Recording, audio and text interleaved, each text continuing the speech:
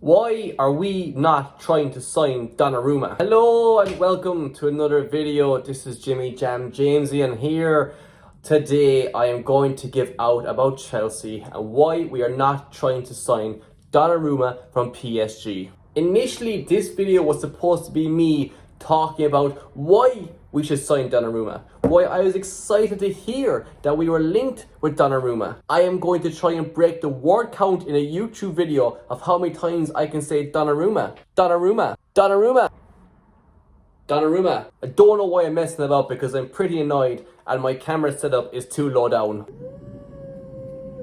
Alright, let's go. For those of you who don't know, Donnarumma's contract is coming up now in 12 months time at PSG. He is yet to sign a contract extension with them, and negotiations have apparently fallen through, collapsed, gone to the ground. Me don't want to hear no more, I'm off, good luck, or as they'd say in France probably, bon fucking jour bye. But Donnarumma is Italian, so he might just say fucking ciao lad. Either way, it doesn't matter. He's leaving, he's going, he doesn't want to stay. We have a notoriously subpar goalkeeper in this guy, Dirty Sanchez, and the club seems adamant to give him chance after chance after chance. Whether it's the very top of the pitch with Nicolas Jackson or the other side of the pitch with the goalkeeper Sanchez, they seem to be the two pillar points. We are happy to just not change and accept what we have there. But every other part of the pitch, we're constantly rotating and changing and bringing in new players and getting rid of all players that should stay, but we're getting rid of them for a bit of money. Sanchez isn't going to have any sell-on value when we're done with him. For Christ's sake, we'll have to pay someone to take him off our hands at this stage. He has not shown any signs of the 25 million that we signed him for. Yes, we only signed him for 25 million from the same club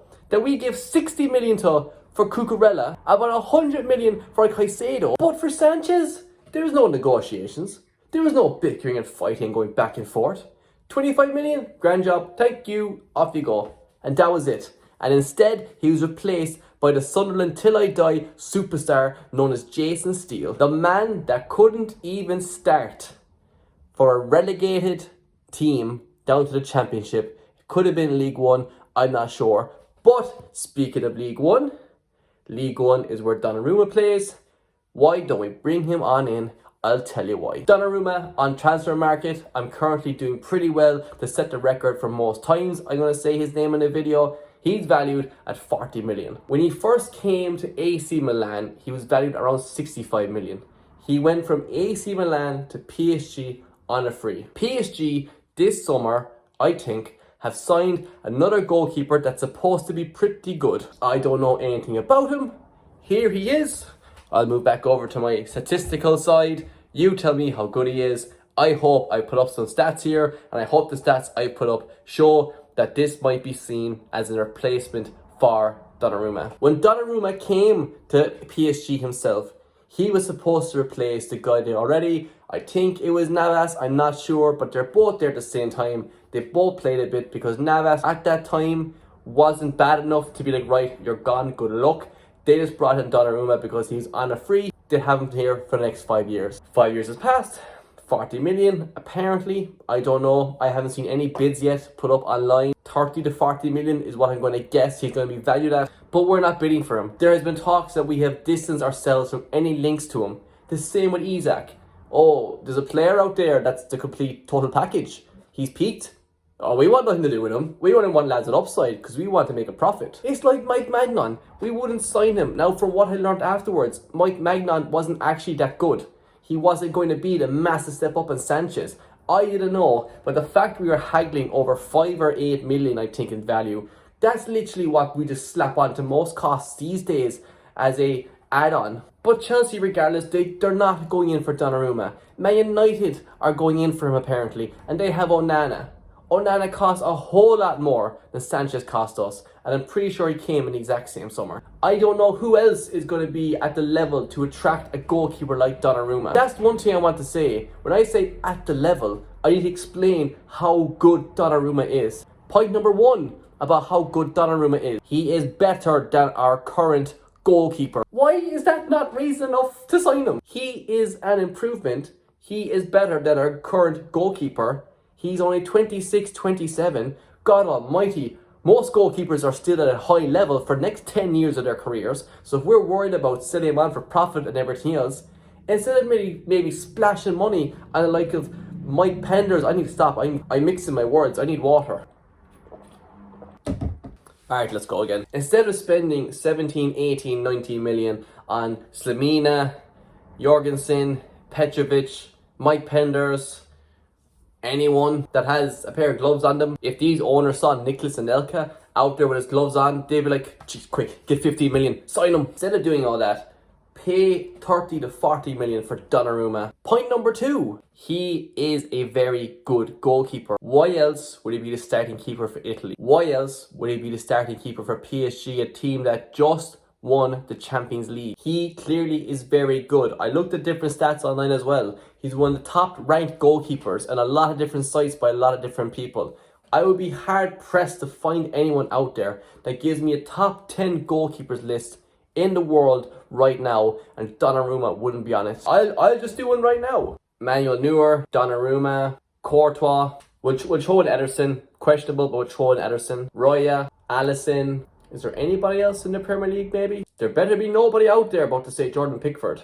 Is Ter Stegen still at Barcelona? I know they signed Szczęsny. We'll say Ter Stegen. Atletico Madrid, let's have a guess and say they have a good goalkeeper. When I was on transfer market, I saw the Porto keeper listed there as well, so we'll say that. And Shay Given, fuck it, why not? Top 10 goalkeepers out there.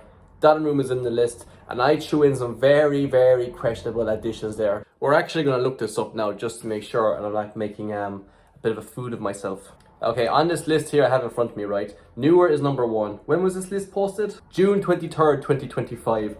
It's a month old, but it's pretty accurate. Number 2 is Courtois, Becker, Oblak, Martinez at Aston Villa. That's questionable. Ter Stegen. Number 7, Gianluigi Donnarumma. I would argue that Martinez should not be above him. Let's just keep going here out of interest and see where is Mr. Sanchez. Szczęsny is number 12.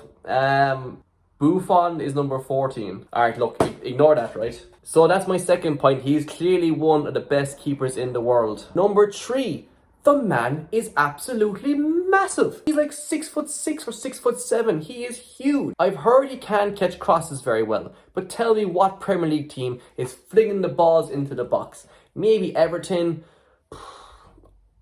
maybe Liverpool because they've got a few tall boys up front. But besides that, okay, maybe Haaland. But that's it. 3 teams, that's 6 games in the league.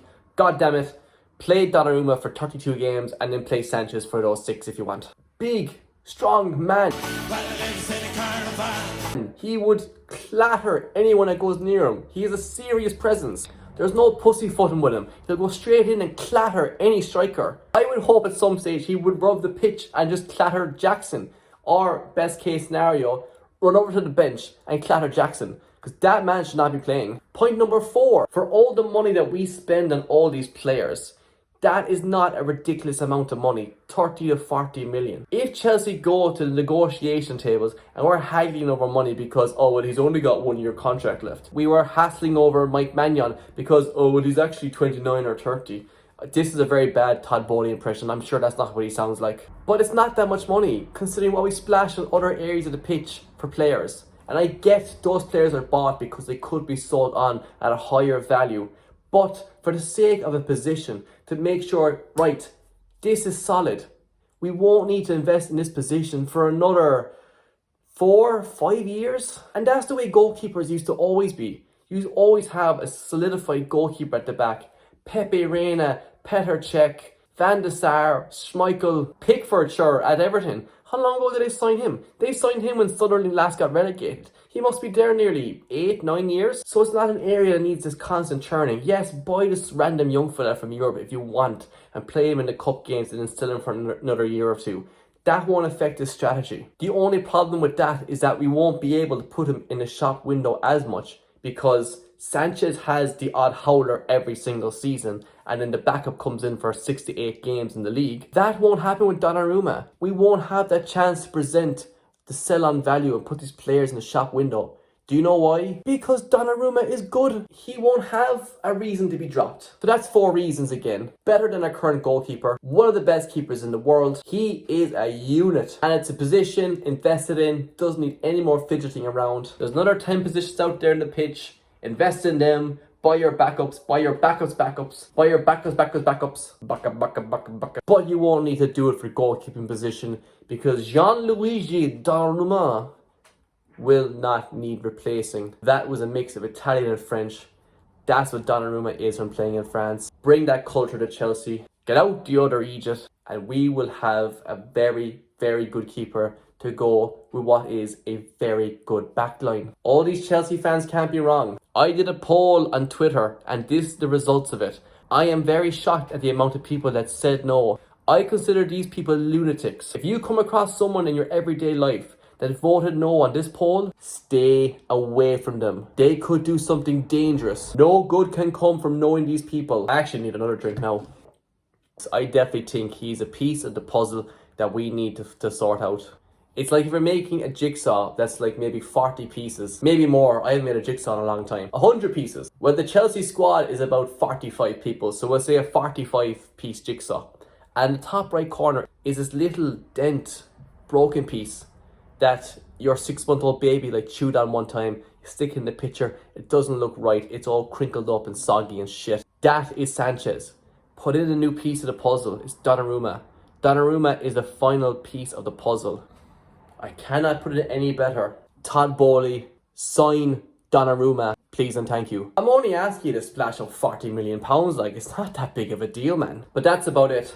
I'm pretty tired after that now. That took it out of me. Let me know your thoughts. Should we sign Donnarumma? Whether you're a Chelsea fan or not, tell me, is signing Donnarumma a good idea? Unless you're Liverpool and Brentford. Brentford shouldn't sign him. Give Kelleher a chance. Every other team in the Premier League should be rubbing their hands, licking their lips. I'm not going to do that at the chance of signing Donnarumma. So thanks very much for watching. I hope you enjoyed the video. Like, comment, subscribe. All the best. Good luck.